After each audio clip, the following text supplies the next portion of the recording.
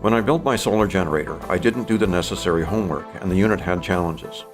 When I started to see problems, I hit the books, and I also had a lot of excellent advice from viewers with their own knowledge and experience. The resulting improvements gave me a unit that perfectly meets my goals and should do so reliably for years to come. To help you build your own perfect solar generator, I've gathered everything you need to know into a couple of documents, a design worksheet and a wiring diagram, and I'll walk you through them in this video. I've posted them online so you can plan out your own generator project. To really build a good solar generator, you need to do some design engineering, consider the pros and cons of various options, and do some math to ensure the unit will perfectly suit your needs. I've built all of this into the design worksheet, so it's all done for you when you plan out your own project. If I had this sheet when I began the project, I'd have saved hundreds, and the generator would have been perfect from day one. In this video, I'll share my experiences and challenges so you know what's important to consider, then introduce you to the design worksheet and the wiring diagram, and then walk you through them. I've left links in the description so you can download the documents. When I started my project, I picked components with big specs and figured I'd be well beyond the modest needs I'd planned to cover. I used my fabrication skills to assemble a sturdy and well-wired unit, but I failed to apply any of my engineering education or mathematical skills. This resulted in my unit being woefully inadequate for the task I'd chosen as a real-world test, keeping a small fridge operating off-grid for a winter month when it would be most challenging. I wanted to learn everything I could during the testing, and so I used a lot of test gear to see exactly what was happening. I connected a recording digital multimeter to a laptop, and it logged the battery voltage every 100 seconds for the whole month. I set up a process to transfer the voltage logs onto a database server and wrote queries to summarize the data and chart the results in Excel. I checked the waveform from the inverter to ensure it really was producing a sine wave, and I used a Hall effect current meter to find out how much current was flowing between the panels, the charge controller, the battery, and the inverter. I also attached a power meter to the inverter output to measure and record the load the unit was supporting. In the beginning, I had a dull sense something was wrong with my original diverter choice. I went back and checked the specs and found it was actually a modified sine wave unit, which my scope confirmed wasn't good for inductive loads such as motors or compressors, like in my fridge. I upgraded to a pure sine wave model, which was only $40 more and got me higher surge capacity. Then I destroyed the battery. It was killed when cloudy days discharged it below its 50% recommended minimum charge level. In fact, it discharged to about 10%. With lead-acid batteries, even so-called deep cycle units, doing this will damage the battery, severely reducing battery capacity. After repeating this on a couple more cloudy days, the battery was kaput. It wouldn't store enough energy to support the load for more than a few hours. In the comments, viewers suggested upgrading to a different and better type of battery, either AGM or lithium iron phosphate, commonly referred to as LiFePO. The original Group 27 deep cycle marine battery cost about $90. An AGM equivalent cost about $300, and the LiFePO around $900. I couldn't wrap my mind around spending more than the total cost of the generator project just for an upgraded battery, so I went with the AGM. Right away, this was a significant improvement. It handled the charge-discharge cycle well and supported the load throughout the night. However, when I analyzed the voltage, I could see the battery charge level was gradually dropping day by day. I analyzed the battery charge-discharge cycle, and the math showed that the energy stored in daily solar charging wasn't quite enough to offset the daily discharge to support the load.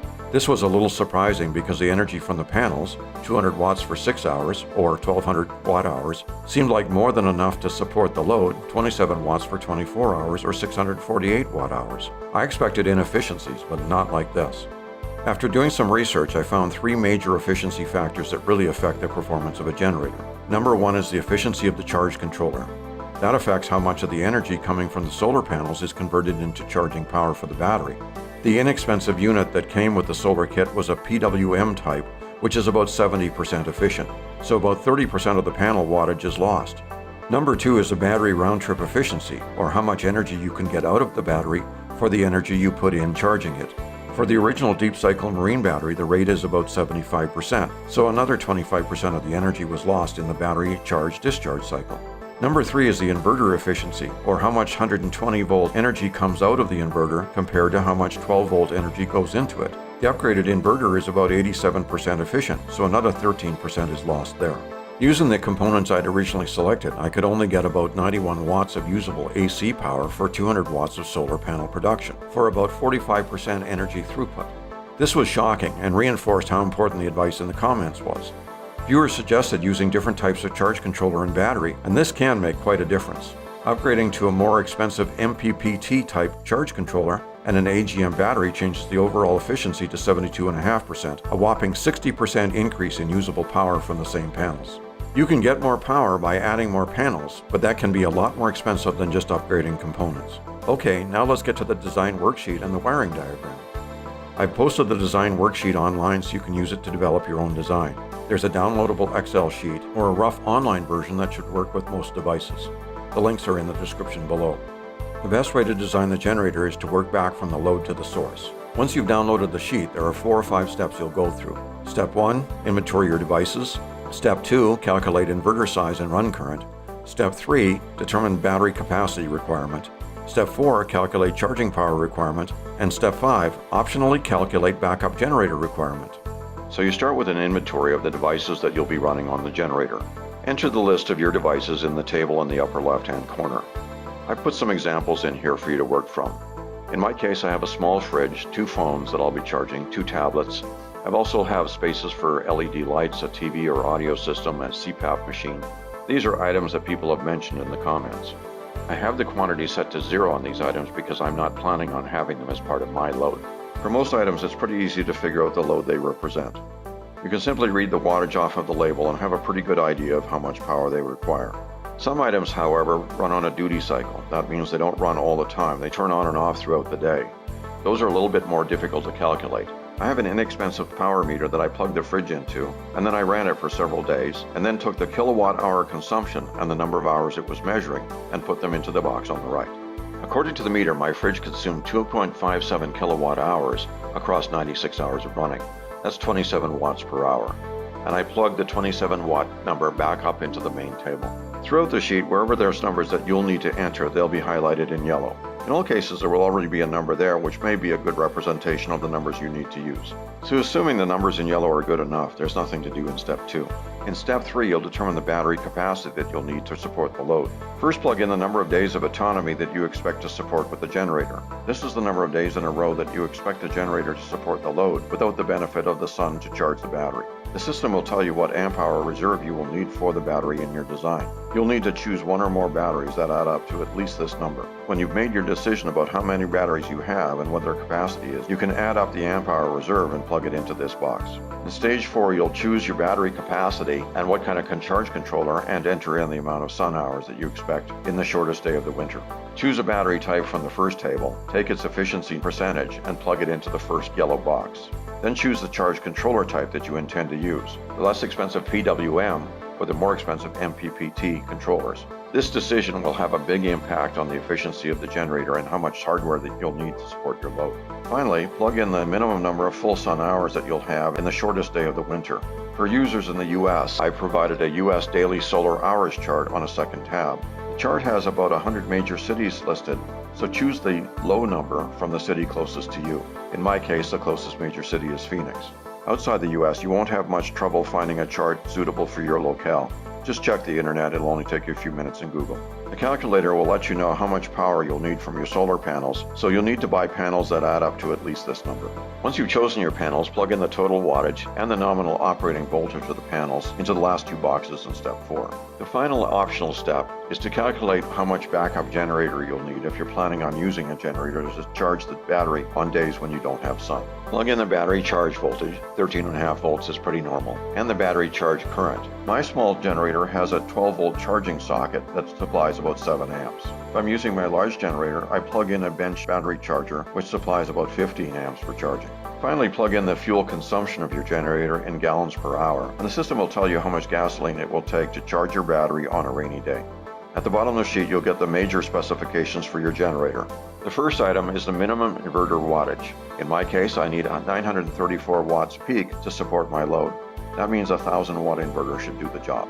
Secondly, I'll need 150 amp hour reserve in the batteries to support the load through normal operation and 1 day of autonomy. Minimum solar panel wattage at 375 tells me that I really ought to have 400 watts of solar panels since they come in 100 watt increments. The system energy throughput or efficiency is 51.8% with the design choices I've made. This number will vary from a low of about 45% all the way up to nearly 75% depending on the choices that you make in the sheet. Of course, a higher number means that more solar energy will support the load, and you'll need less equipment to do it.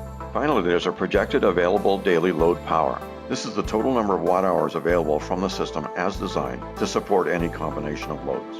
So that's it for the design sheet. In just a few minutes, you can plug in enough numbers to get a good idea of what your solar generator will be capable of and what kind of equipment you will need to build it. Okay, so that brings us to the wiring diagram. This diagram shows all the components of the system and shows how they're connected together. So let's just touch on a few of the components.